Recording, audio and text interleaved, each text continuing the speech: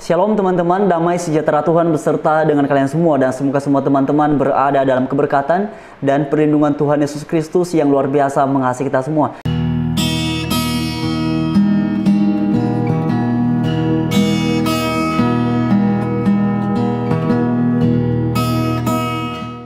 Nah teman-teman sekalian, dalam bagian ini kita akan sama-sama menanggapi mengenai klaim yang disampaikan oleh seorang mualaf, dan beliau ini mengaku mantan pendeta, bahkan juga ia berkata salah satu jemaatnya adalah Ibu Veronica Tan, mantan istrinya Pak Ahok. Dan karena itu teman-teman, sebelum kita berkomentar lebih lanjut seperti biasa, mari sama-sama kita dengarkan apa yang disampaikannya dalam cuplikan video berikut ini.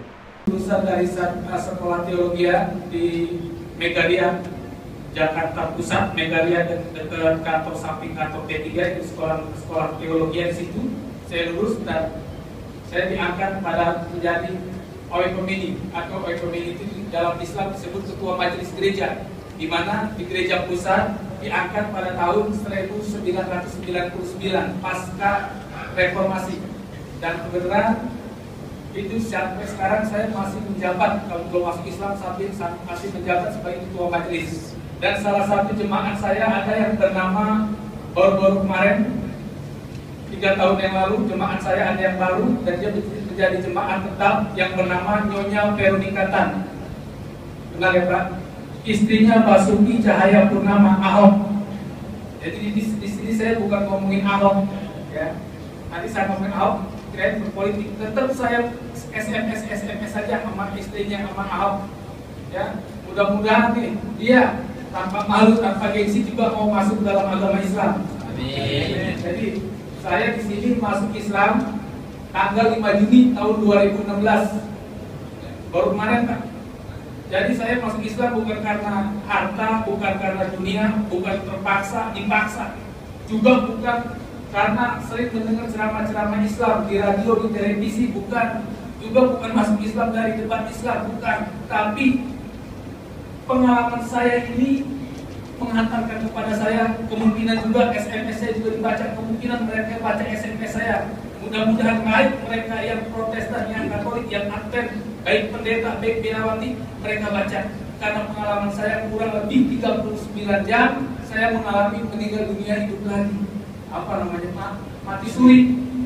Saya mengalami mati suri. Perjalanannya panjang, kalau saya ceritain 10 menit sudah selesai. Jadi yang saya poinnya aja ya Pak ya. Kita izin yang berjamaah, poinnya aja ya, sehingga saya masuk Islam.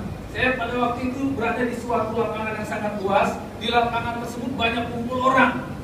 Anehnya orang-orang yang berkumpul di sana nggak ada yang ngomong ke kiri ke kanan. Saya melihat di lapangan tersebut nggak ada anak-anak, nggak ada usia tua renta, persis kayak sekolah SMA, muda-muda semua. Di samping itu, di lapangan tersebut saya melihat orang-orang nggak ada yang pakaiannya kayak di dunia, nggak ada yang pakai batik, kemeja, kaos, celana panjang, nggak ada yang pakai perempuan rok, pakaian busana muslim, nggak ada yang pakai kain, nggak ada. Semuanya rata persis kayak orang pergi haji, cuma pakai kain yang dililit-lilit. Saya menyadarkan bahwa Yesus Kristus bukan Tuhan, Isa Al-Masih bukan Tuhan. Nah teman-teman sekalian, itu adalah cuplikan videonya, dan mengenai kesaksiannya ini saya tidak mau berkomentar mengenai hal demikian, karena bagi saya yang mengetahui itu benar ataupun tidak adalah beliau sendiri yang sudah mengalami berdasarkan pernyataannya. Tetapi teman-teman, dalam bagian ini saya akan fokus menanggapi mengenai pernyataan beliau bahwa ia akan membuktikan atau berupaya untuk menunjukkan bahwa Yesus itu bukan Tuhan.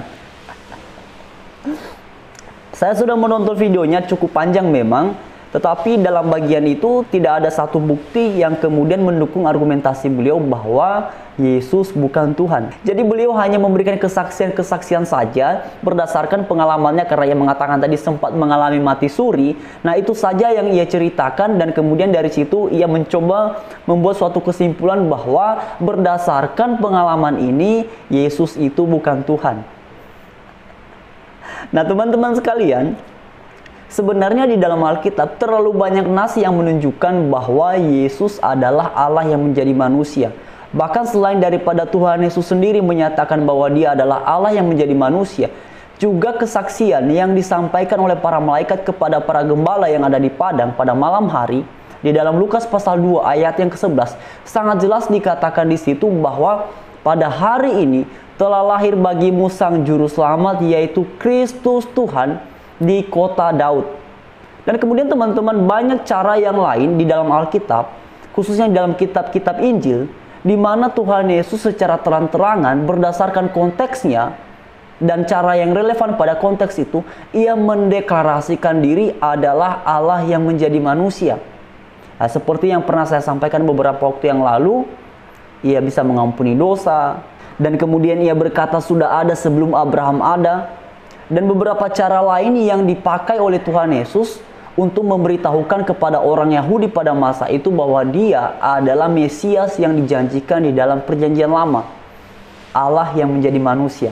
Nah, karena itu teman-teman sekalian, sebenarnya argumentasi yang disampaikan oleh beliau dalam bagian ini ya hampir sama dengan para mu'alaf yang lain yang kemudian bahwa Yesus itu bukan Tuhan dengan berbagai macam argumentasi yang sebenarnya juga tidak punya dasar.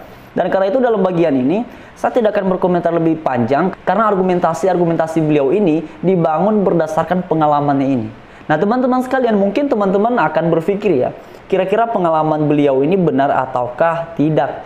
Nah, saya tidak mau menyimpulkan, tetapi berdasarkan cuplikan video ini teman-teman bisa memberikan penilaian sendiri apakah kira-kira kesaksiannya ini benar ataukah kemudian hanya karangan beliau saja ya. Teman-teman berhak untuk menilai itu dan juga teman-teman memiliki hak untuk menyimpulkan berdasarkan penilaian teman-teman sekalian. Tetapi dalam bagian ini saya tidak mau memberikan penilaian berkaitan dengan hal ini, sekalipun sebenarnya saya meragukan mengenai kesaksian yang seperti ini, dan hal seperti ini kan tidak bisa dijadikan sebagai sebuah dasar untuk membuat suatu kesimpulan bahwa Yesus bukan Tuhan, ya kan? Dan kemudian mengenai pernyataan beliau bahwa sebelumnya beliau ini memiliki jemaat, salah satunya adalah Ibu Veronica Tan, mantan istrinya Pak Ahok. Saya dalam tahap mencari tahu apakah pernyataan ini benar atau tidak.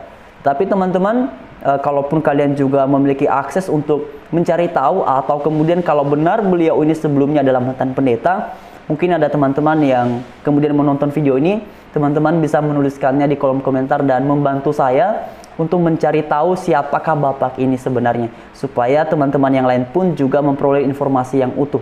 Dan karena itu teman-teman, sekian untuk bagian ini. Tuhan Yesus memberkati kita semua. Haleluya. Shalom.